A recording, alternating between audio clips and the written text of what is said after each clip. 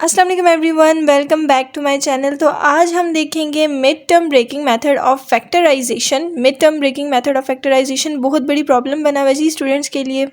X square minus 5x plus 4 हमने एक example ली है जिसमें हम देखेंगे कि मिड टर्म ब्रेकिंग मेथड कैसे लगता है यहाँ पर। तो मिड टर्म ब्रेकिंग मेथड में हमारे पास 5 स्टेप्स होते हैं और ये 5 स्टेप्स बहुत ईजी हैं फैक्टराइजेशन के किसी भी क्वेश्चन को सॉल्व करने के लिए। तो हम फर्स्ट स्टेप देखते हैं। इसमें फर्स्ट स्टेप हमारे पास होगा product of constant and coefficient of x square. First जो स्टेप है वो ये है कि हमने जो हमारे पास ये कांस्टेंट है और कोफिशिएंट ऑफ एक्स स्क्वायर यानी कि एक्स स्क्वायर के साथ जो भी नंबर प्रेजेंट होगा उन दोनों का प्रोडक्ट लेना है। Product means multiply.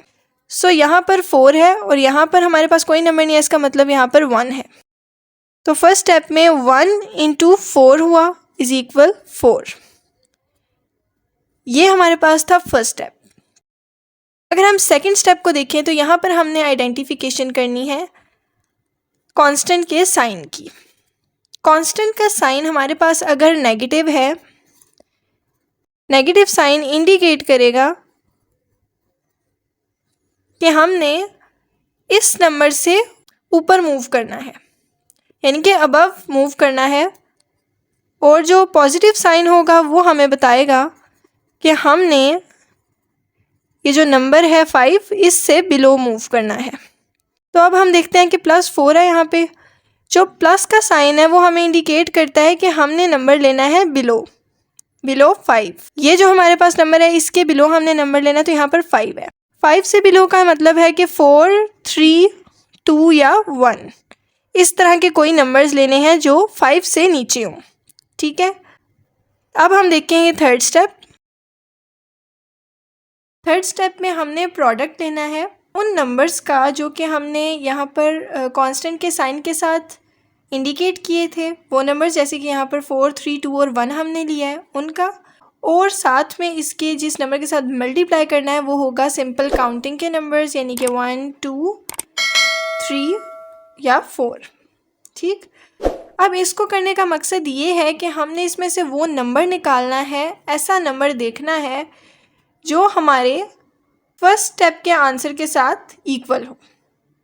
मतलब 4 1 टाइम्स 4 है, ये हमने ऐसा नंबर फाइंड करना है, एक ऐसी टर्म लानी है जिसका आंसर हमारे पास product of constant and coefficient of x square के इक्वल हो। यानी कि यहाँ पर 4 आया है और इसका आंसर हमारे पास 4 है। सो हमें ऐसा ही नंबर चाहिए था जिसका आंसर इसके इक्वल हो। तो इसको हम लिख सकते हैं कि we have to choose the number whose answer is same as answer of step number 1। तो स्टेप नंबर 1 का जो आंसर आएगा उसके आंसर के इक्वल हमने कोई आंसर सिलेक्ट करना है इसमें से। अब हम देखते हैं फोर्थ स्टेप। फोर्थ स्टेप में जो कांस्टेंट होता है उसका साइन हमें इंडिकेट करेगा कि हमने इन दो टर्म्स के साथ साइन कौन से लगाने हैं। अगर कांस्टेंट के साथ हमारे पास नेगेटिव साइन प्रेजेंट है तो both number gets the opposite sign. दोनों जो टर्म्स होंगी उनको ऑपोजिट साइन असाइन होंगे, यानी कि 4 और 1 है। जैसे यहाँ पर इन दो टर्म्स की बात हो रही है कि इन दो टर्म्स के साइन लगाएंगे, वो हम लगाएंगे ऑपोजिट साइन। अगर हम इसी का सेकंड पॉइंट देखेंगे, अगर हमारे पास कांस्टेंट के पास पॉजिटिव साइन हो तो इस सूरत में जो दोनों नंबर्स होंगे उनके साइन सेम होंगे, दोनों को सेम साइन मिलेंगे, यानी कि पॉजिटिव पॉजिटिव सेम या नेगेटिव नेगेटिव सेम। अब है हमारे पास फिफ्थ स्टेप, यानी कि लास्ट स्टेप इस मेथड का, और ये इस मेथड का सबसे इम्पॉर्टेंट स्टेप है। इस स्टेप में हमने ब्रेक करना है मिड टर्म को दो टर्म्स में। मिड टर्म जो हमारे पास एक प्रेजेंट थी एक्स के साथ वैल्यू, उसको हमने दो टर्म्स में ब्रेक कर लेना है।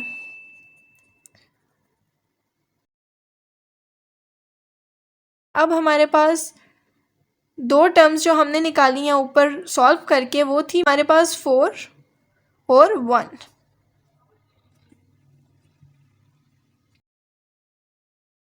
ये स्टेप बहुत ही इंपॉर्टेंट है और इस स्टेप की बेस पर इसका नाम रखा गया है कि इसमें ब्रेक हो रहा है एक नंबर, यानी कि मिड टर्म जो थी वो दो टर्म्स में डिवाइड हो रही है। तो इस स्टेप की बेसिस पे इसको मिड टर्म ब्रेकिंग मेथड कहा है और ये लास्ट स्टेप ही इसका जो स्टेप का न्यूक्लियस होता है वो है। ठीक है, यहाँ तक हमारे स्टेप्स कंप्लीट हो गए। अब हमने उस क्वेश्चन को देखना है। हमने जो एग्जांपल लिया x² - 5x + 4, उसके फैक्टर्स 4 और 1 आए हैं हमारे पास। सो हम इसको लिख लेते हैं x² - 5x + 4।